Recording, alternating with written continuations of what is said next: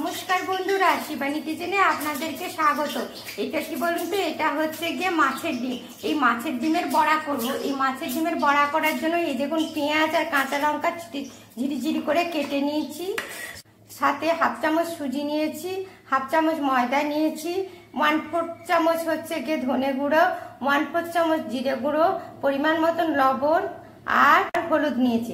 এটা এবার এর সঙ্গে মিশিয়ে দিচ্ছি। এই দেখুন 1 চামচ বেসন নিয়েছি, দিয়ে এটা মিশিয়ে নিলাম।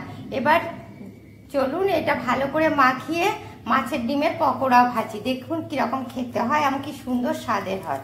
এই দেখুন মাখিয়ে নিলাম। তেলটা গরম হয়ে গেছে, এবার এই দেখুন আমার মাখানো হয়ে গেছে।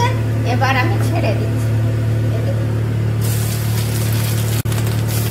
আপনারাও ঠিক এইভাবে মাছের ডিমের পকোড়া ভাজবেন বা বড়া ভাজবেন। বন্ধুরা, এক পাশটা হয়ে গেছে, এবার এটা আমি উল্টে দিচ্ছি। দেখেছেন কি সুন্দর পকোড়াগুলো হচ্ছে।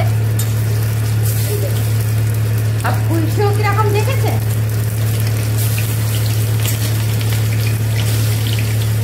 আপনারাও এইভাবে এক পাশটা হয়ে গেলে উল্টে দেবেন। এই দেখুন বন্ধুরা, আমার মাছের ডিমের বড়াটা ভাজা হয়ে গেছে। দেখেছেন কি সুন্দর হয়েছে। এবার এটাকে আমি তুলে নিয়েছি। এবার আমি এটাকে খাবো।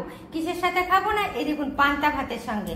আজকেও পান্তা ভাতের সঙ্গে কিরকম ভাবে খাওয়া যায়, পান্তা ভাত কত রকমের জিনিস দিয়ে পান্তা ভাত খাওয়া যায় সেরকম রেসিপি নিয়ে এসেছি।